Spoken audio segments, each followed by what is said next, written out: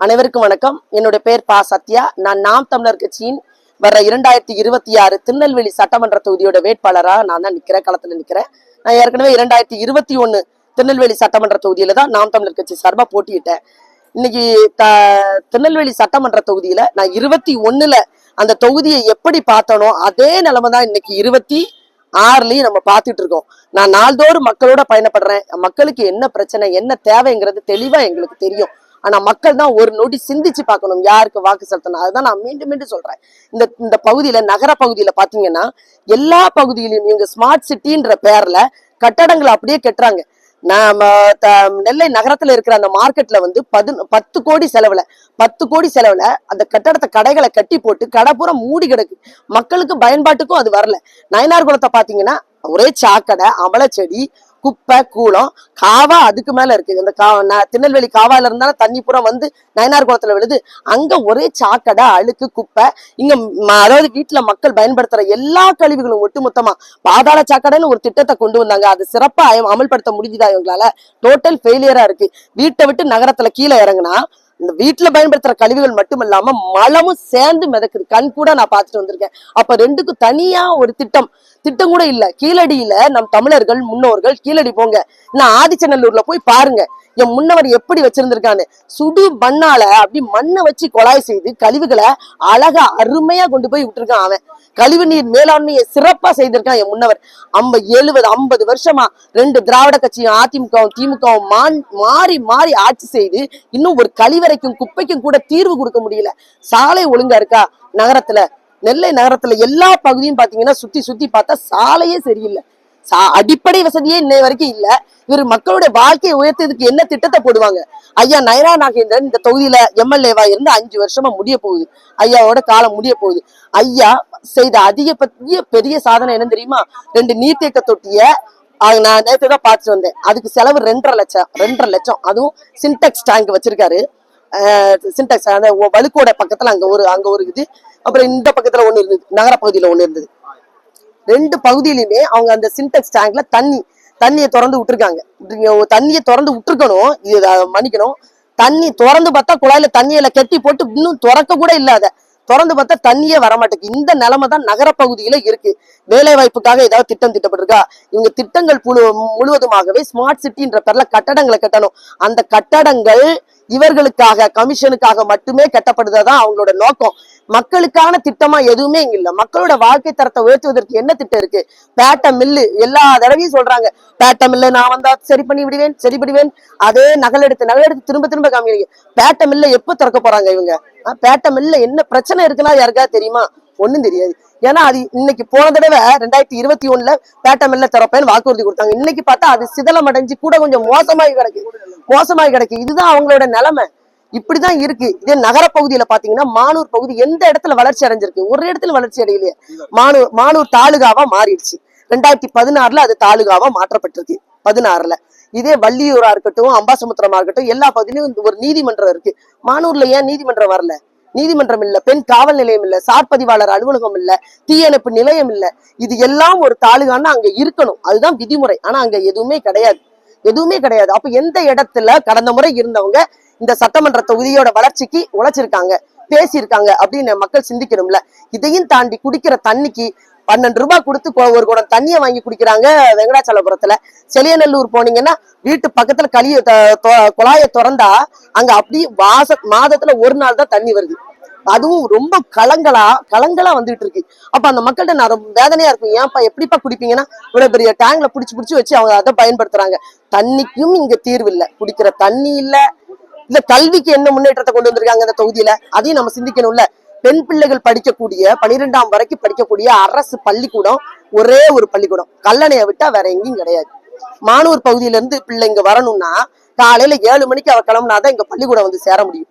அதே போல ராத்திரி 7 மணிக்கு தான் அவ வீடு போய் சேருவா. அப்ப பெண் பிள்ளை கல்விக்கு என்ன முன்னேற்றத்தை இந்த தொகுதியில யார் கொடுத்திருக்கா? சிந்திக்க வேணும்ல. இது இத்தனை பிரச்சனைகளும் இருக்கீங்க. இதை எல்லாத்தையும் கவனத்துல எடுத்துக்கொள்ளாம இன்னைக்கு இப்ப வந்திருக்காங்க. அக்கா வாங்க, இது எல்லாருமே திருநெல்வேலி சட்டமன்ற தொகுதியில இந்த அரசாங்கம் ஆனா நாள்தோறும் பள்ளிக்கூடம் கட்டல, ஆனா நாள்தோறும் எல்லா பகுதியிலும் மதுக்கடையை திறந்து வச்சு நல்லா மக்களை குடிக்க வைக்கிறாங்க. ஆனா ஐயா வந்து காணொலி மட்டும் போடுவாரு, போதையின் பாதையில் யாரும் செல்லாதீர்கள், மதுக்கடையை யாரும் குடிக்க கூடாது அப்படின்னு காணொலி மட்டும் போடுறீங்களா ஐயா?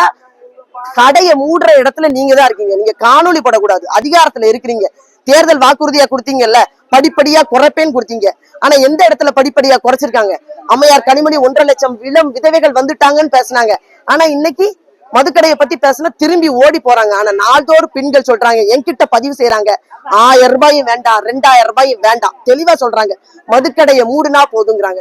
பெண்களுக்கு எல்லாருக்கும் உரிமை தொகையை கொடுத்துட்டேன்னு இந்த அரசாங்கம் பீத்தி பேசுது. பெண்களுக்கான ஆண்டு, இந்த 5 ஆண்டு காலமும் பெண்களுக்குன்னே ஐயா முதல்வர் பேசுறாரு. ஆனா இந்த வந்திருக்காங்க, நான் விதவை, அந்த தொகை எனக்கு கிடைக்கலன்னு. பிள்ளையார் குளத்துல இருந்து வந்திருக்காங்க, ராஜவள்ளிபுரத்துல இருந்து அக்கா எல்லாம் வந்திருக்காங்க. பாருங்க, வாங்கக்கா வாங்க, நீங்க வரல அந்த பாருங்க, பரவாயில்ல வாங்க, எந்த பகுதியும் நானு, அவங்க எல்லாருமே வந்திருக்காங்க. ராஜவள்ளிபுரத்துல இருந்து நாங்க வந்திருக்கோம், எல்லாம் எழுதி கொடுத்திருக்கோம், எதுவுமே இல்ல. இதத்தான் என் மக்கள்கிட்ட நான் திரும்ப திரும்ப பதிவு சொல்றோம். 1000க்கும் 500க்கும் கையேந்திர நிலைமையில தான் இவர்கள் உருவாக்குவார்கள். இரண்டு யார் கையில ஆட்சி போனாலும் இதான் நடக்கும். உங்களை நேசிக்கிற, உங்களை பேரன்பு கொண்டு நான் நேசிக்கிறேன். உண்மையிலே சொல்ல போனா ஒவ்வொரு தடவையும் எனக்கு தேர்தல் இறுதி நாள், போன தடவை 21ல பரப்புரை முடிந்த அன்னைக்கு என் கண்ணில் கண்ணீர் வந்தது. எனக்காக நான் இத்தனை அலைஞ்சனேன்னுக்காக இல்ல, என் மக்களை காப்பாத்த நம்மளை விட்டா நாதி கிடையாதே, என் மக்கள் என்ன பண்ண போறாங்களோன்னு அன்னைக்கு நான் சிந்திச்சேன். உண்மையிலே அதே இடத்துல இருந்தா திரும்பவும் உங்ககிட்ட வந்து நான் நிக்கிறேன். நீங்க தான் இந்த முறை சிந்திச்சு சிந்திச்சு உங்களுக்காக, உங்கள்ல இருந்து வந்த ஒரு பிள்ளைக்காக விலைவாசியை கட்டுப்படுத்தணுமா வேண்டாமா சிந்திச்சு பாருங்க. எந்த இடத்துல விலைவாசி எல்லாம் உயர்ந்திருக்கு, சிலிண்டர் விலையை குறைப்பே நாங்க குறைச்சிருக்காங்களா?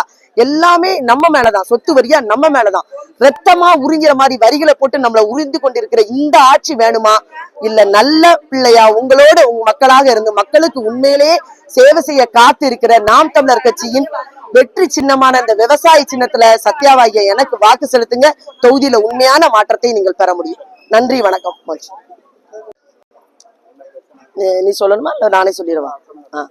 அனைவருக்கும் வணக்கம். என்னுடைய பேர் பா சத்யா. நான் நாம் தமிழர் கட்சியின் வர்ற 2026 திருநெல்வேலி சட்டமன்ற தொகுதியோட வேட்பாளரா நான் தான் நிக்கிறேன், களத்துல நிக்கிறேன்.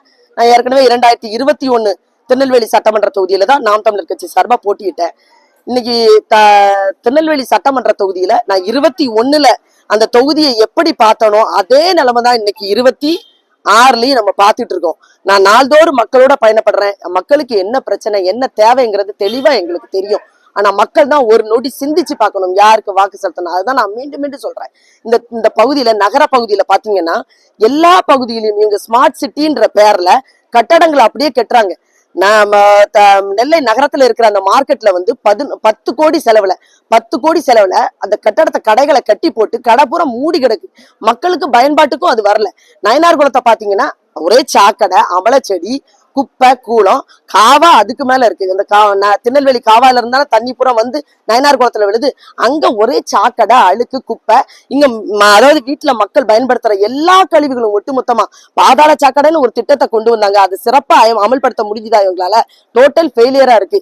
வீட்டை விட்டு நகரத்துல கீழே இறங்குனா இந்த வீட்டுல பயன்படுத்துற கழிவுகள் மட்டும் இல்லாம மலமும் சேர்ந்து மிதக்குது. கண் கூட நான் பார்த்துட்டு வந்திருக்கேன். அப்ப ரெண்டுக்கும் தனியா ஒரு திட்டம் கூட இல்ல. கீழடியில நம் தமிழர்கள் முன்னோர்கள், கீழடி போங்க, நான் ஆதிச்சநல்லூர்ல போய் பாருங்க என் முன்னவர் எப்படி வச்சிருந்திருக்கான்னு. சுடு மண்ணால அப்படி மண்ணை வச்சு குழாய் செய்து கழிவுகளை அழகா அருமையா கொண்டு போய் விட்டுருக்கான். அவன் கழிவு நீர் மேலாண்மையை சிறப்பா செய்திருக்கான் என் முன்னவர். 50 வருஷமா 2 திராவிட கட்சியும் அதிமுகவும் திமுகவும் மாறி மாறி ஆட்சி செய்து இன்னும் ஒரு கழிவறைக்கும் குப்பைக்கும் கூட தீர்வு கொடுக்க முடியல. சாலை ஒழுங்கா இருக்கா? நகரத்துல, நெல்லை நகரத்துல எல்லா பகுதியும் பாத்தீங்கன்னா சுத்தி பார்த்தா சாலையே சரியில்லை. அடிப்படை வசதியே இன்னை வரைக்கும் இல்ல. இவர் மக்களுடைய வாழ்க்கையை உயர்த்ததுக்கு என்ன திட்டத்தை போடுவாங்க? ஐயா நயனா நாகேந்திரன் இந்த தொகுதியில எம்எல்ஏவா இருந்து 5 வருஷமா முடிய போகுது. ஐயாவோட காலம் முடிய போகுது. ஐயா செய்த அதிகபட்ச பெரிய சாதனை என்ன தெரியுமா? 2 நீர்த்தேக்க தொட்டிய நான் நேற்று தான் பார்த்துட்டு வந்தேன். அதுக்கு செலவு 2.5 லட்சம். அதுவும் சின்டெக்ஸ் டேங்க் வச்சிருக்காரு. சின்டெக்ஸ் அந்த வழுக்கோட பக்கத்துல அங்க ஒரு இது, அப்புறம் இந்த பக்கத்துல ஒண்ணு இருந்தது, நகர பகுதியில ஒண்ணு இருந்தது. 2 பகுதியிலுமே அவங்க அந்த சின்டெக்ஸ் டேங்க்ல தண்ணியை திறந்து விட்டுருக்காங்க. தண்ணியை திறந்து விட்டுருக்கணும், இது மன்னிக்கணும். தண்ணி திறந்து பார்த்தா குழாயில தண்ணியில கட்டி போட்டு இன்னும் திறக்க கூட இல்லாத, திறந்து பார்த்தா தண்ணியே வரமாட்டேங்குது. இந்த நிலைமை தான் நகர பகுதியில இருக்கு. வேலை வாய்ப்புக்காக ஏதாவது திட்டம் திட்டப்பட்டிருக்கா? இவங்க திட்டங்கள் முழுவதுமாகவே ஸ்மார்ட் சிட்டின்ற பேர்ல கட்டடங்களை கட்டணும். அந்த கட்டடங்கள் இவர்களுக்காக கமிஷனுக்காக மட்டுமே கட்டப்படுறதுதான் அவங்களோட நோக்கம். மக்களுக்கான திட்டமா எதுவுமே இங்க இல்ல. மக்களோட வாழ்க்கை தரத்தை உயர்த்துவதற்கு என்ன திட்டம் இருக்கு? பேட்ட மில்லு எல்லா தடவையும் சொல்றாங்க, பேட்ட மில்ல நான் வந்தா சரி பண்ணி விடுவேன், சரி பண்ணுவேன். அதே நகல் எடுத்து திரும்ப திரும்ப காமிக்கிறீங்க. பேட்ட மில்ல எப்ப திறக்க போறாங்க இவங்க? பேட்ட மில்ல என்ன பிரச்சனை இருக்குன்னா யாருக்காவது தெரியுமா? ஒண்ணும் தெரியாது. ஏன்னா அது இன்னைக்கு போன தடவை 2021 பேட்ட மில்ல திறப்பேன்னு வாக்குறுதி கொடுத்தாங்க. இன்னைக்கு பார்த்தா அது சிதலம் அடைஞ்சு கூட கொஞ்சம் மோசமாகி கிடக்கு. இதுதான் அவங்களோட நிலைமை. இப்படிதான் இருக்கு. இதே நகர பகுதியில பாத்தீங்கன்னா மானூர் பகுதி எந்த இடத்துல வளர்ச்சி அடைஞ்சிருக்கு? ஒரு இடத்துல வளர்ச்சி அடையலையே. மானூர் தாலுகாவா மாறிடுச்சு. 2016 அது தாலுகாவா மாற்றப்பட்டிருக்கு. 16 இதே வள்ளியூரா இருக்கட்டும், அம்பாசமுத்திரமா இருக்கட்டும், எல்லா பகுதியிலும் ஒரு நீதிமன்றம் இருக்கு.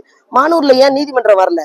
நீதிமன்றம் இல்ல, பெண் காவல் நிலையம் இல்ல, சார் பதிவாளர் அலுவலகம் இல்ல, தீயணைப்பு நிலையம் இல்ல.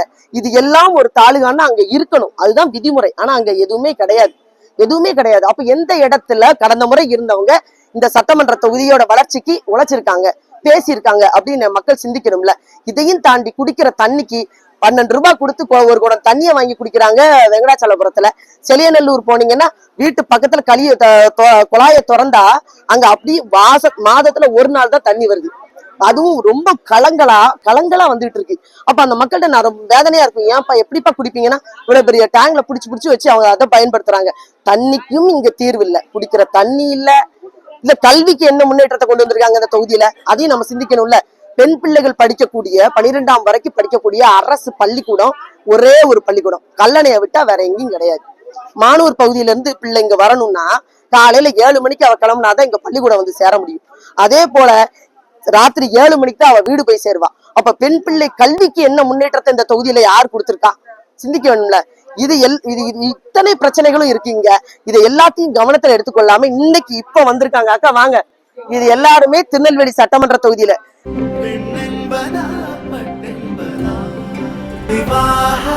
மணப்பெண்ணின் பிரத்யேகமான திருமணம் விவாஹா தி சென்னை சில்க்ஸ்.